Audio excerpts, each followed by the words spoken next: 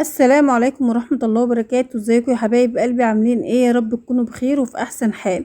برحب بكم من مطبخ ام انس. يا رب اكون عند حسن ظنكم دايما وعجبكم، وان شاء الله اي حاجة اقدمها لكم تنول اعجابكم وتكون سهلة واقتصادية عليكم. حبايب قلبي، كل سنة وانتم طيبين بمناسبة عيد الفطر المبارك. ربنا يعيد عليكم الايام بالخير واليمن يا رب والبركات. كل سنة وانتم طيبين جميعا يا رب، ودايما الاعياد في حياتكم. تعالوا بقى حبايب قلبي، النهارده نعمل كحك العيد الدايب، الكحك المظبوط، المقادير المظبوطه الجميله بتاع ايام زمان، بتاع امهاتنا وبتاع ستاتنا، بالطريقه بتاعتهم الاصيله ديت، والمقادير مظبوطه. وهقول لك كمان على سر تسويته واللون الذهبي اللي بيطلعه معاكي جميل كده، وتستيفه ازاي. تعالي بقى حبايب قلبي نبدأ الوصفة بتاعتنا، ونسمي الله ونصلي على الرسول عليه أفضل الصلاة والسلام، ونبدأ مع بعض الوصفة بتاعتنا بقى، ونشوف مقاديرنا الجميلة بتاعتنا ديت هتكون معانا ايه بالظبط النهاردة. معايا حبايب قلبي أول حاجة كده الدقيق بتاعنا، زي ما انتوا شايفين كده 2 كيلو من الدقيق، ونخلاهم كويس جدا. وزي ما انتوا شايفين في بلاستيكايه كده جميله عندك كده، هتجيبيهم وتنخليهم كويس. وحطيت على الدقيق كمان معلقتين من السمسم، كنت انا محمراهم مع السمسم بتاع الملبن. هشرح لكم برضو عملت ايه في الملبن بالظبط اللي انا هحشيه جوه الكحك بتاعي. اول حاجه كده بعمل اختبار بقى للخميره بتاعتي. اختبار ازاي بعملها؟ هاتي بقى كده في بوله، في كوبايه، اي حاجه عندك تمام، وحطي فيها. عايزه تعملي لها اختبار في لبن، بتعملي لها اختبار في ميه برضو، دي حريتك. انا هنا معايا نص كوبايه من الميه، وحطيت حبايب قلبي زي ما انتم شايفين كده في قلبها المعلقتين خميره. كل كيلو دقيق عليه معلقه ممسوحه صغيره كده خميره. حطيت عليها المعلقتين الخميره، وحطيت عليهم نص معلقه من السكر ورشه ملح بسيطه كده، وحطيتهم ودوبتهم مع بعض كده، وهسيبهم في جنب على بعض كده، واشوف بقى الاختبار بتاعها. الدقيق بتاعي زي ما انتوا شايفين كده انا ضفت عليه ايه بقى. نرجع للدقيق بقى في الوقت دوت ونشوف احنا ضفنا عليه ايه. برضو السمسم بتاعي اللي انا قلت لكم عليه مقلباه في الدقيق تمام، دي اول حاجة. بنزل بقى حبايب قلبي يعني تقريبا كده نص كوباية من السكر المطحون على الدقيق بتاعي. يعني كل كيلو دقيق عليه معلقتين 3 كبار كده من السكر. انا حطيت نص كوباية مليانة يعني حلو كده على الدقيق بتاعي. ومعلقتين من ريحة الكحك. كل كيلو برضو بتجيبيه جاهز من عند العطار ناعم كده بودرة. كل كيلو من الدقيق عليه معلقة واحدة من الكحك. تمام حبايب قلبي كده مظبوط قوي معايا، ومقاديره هتكون جميلة جدا.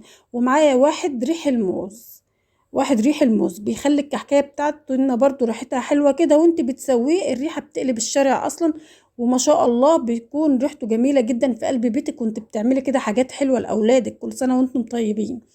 السمنه بتاعتي بقى حبايب قلبي بنزل بيها برضو يعني ايه، بتقرير كده، يعني مش مره واحده، بحبه بحبه كده على حسب ان انا اشوف برضو العجينه بتاعتي والدقيق بغلف بيها كويس قوي.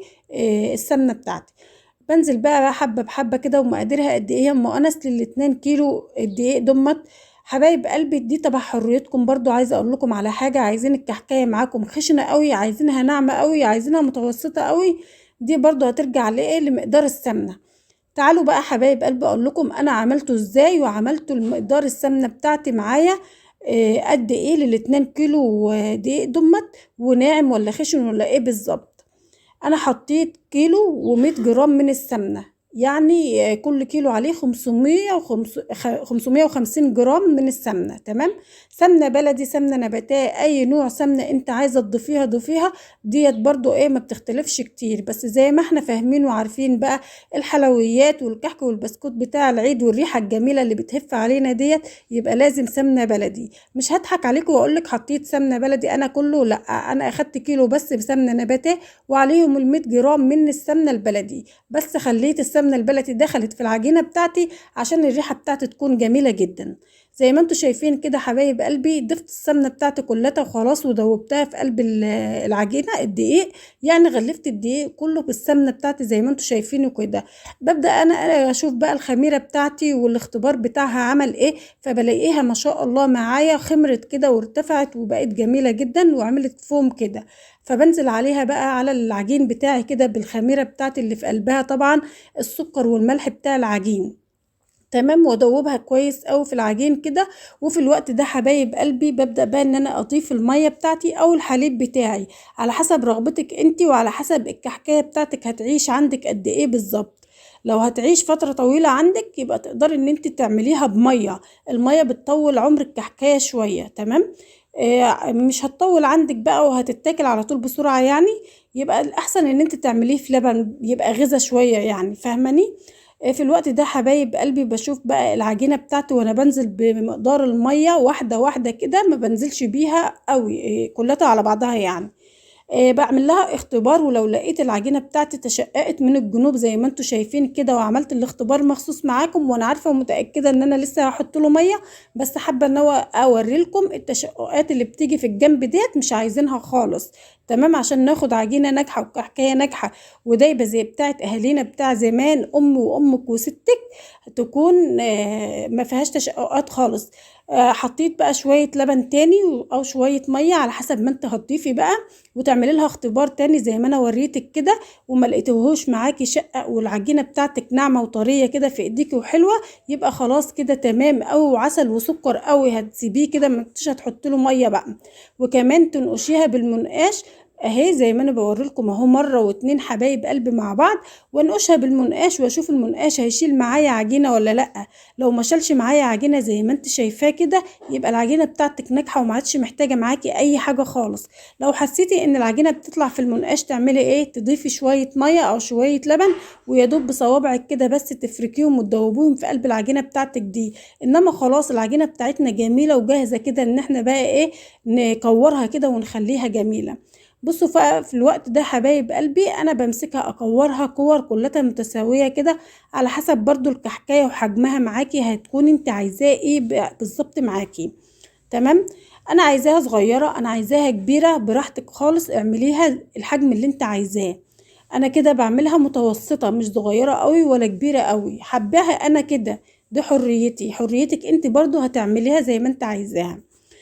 زي ما انتم شايفين بالمنظر الجميل ده، خلاص كورناه وعملناه كده زي ما انت شايفه حبيبه قلبي كده.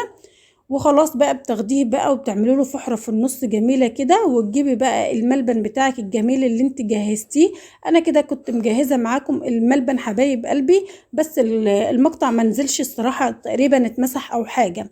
جبت الملبن بتاعي نص كيلو على مقدار الاتنين كيلو دوت، نص كيلو من الملبن، وحطيت عليهم معلقتين كبار من السمسم، حمرتهم واديت لهم لون ذهبي جميل كده في قلب ايه، معلقه سمنه بلدي على النار، واديت لها لون ذهبي كده. وحطيت السمسم ده على الملبن بتاعي، وكمان حبه من عين الجمل كسرتهم وضفتهم كلهم على بعض كده، وقلبت وعجنته كويس وكورته كور صغيره كده.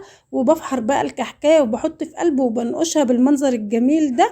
ودخلته الفرن بقى على درجة حرارة ايه، واطية قوي هادية قوي يا حبايب قلبي. ما شاء الله زي ما انتوا شايفين النقشة بتاعته جميلة جدا قبل ما تدخل الفرن، وبرضو محافظة عليها بعد ما خرجت من الفرن.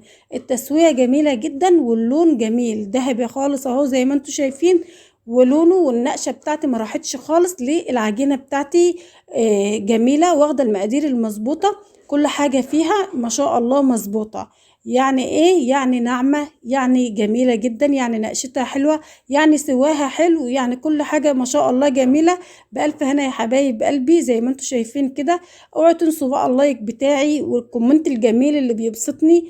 وتعالوا نشوف بقى قلب الكحكاية بتاعتي ونعوميتها كده زي ما انتوا شايفين حبايب قلبي. بص بتتفرفت معايا ناعمة ذوبان جميلة جدا، وقلبها وكمان الملبن بتاعي من السوى الهادي بتاعها، الملبن بتاعي اتحمر وخد لون كمان في قلبها. وده وقت الرص بقى بتاع الكحك بتاعي، بترصيه كده بقى مظبوط كده بلاستيكايه كده، لانها تحطيه بايديكي خلاص ما تخرجوهوش بقى تاني الا لما تيجي تاكليه عشان ما يتهرش منك لانه ناعم خالص. زي ما انتم شايفين ما شاء الله الجمال ده كله محتاج لايك منكم جميل. وكل سنه وانتم طيبين حبايب قلبي. قال لكم ايه تاني؟ يا رب يعاد عليكم الايام باليمن والبركات والخير، ودايما مبسوطين، وايامكم كلها اعياد يا رب العالمين. زي ما انتم شايفين حبايب قلبي كده بقى رصيت الكحك بتاعي، والسلام عليكم ورحمة الله وبركاته.